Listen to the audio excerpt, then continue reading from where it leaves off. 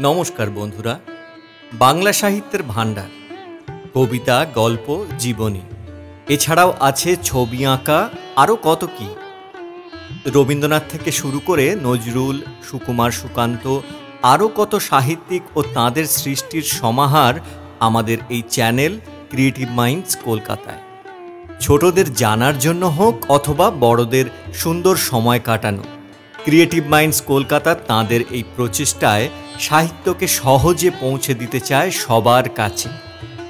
আমাদের চ্যানেলটি সাবস্ক্রাইব করুন, আপনার বন্ধু ও পরিবারের সাথেও শেয়ার করুন।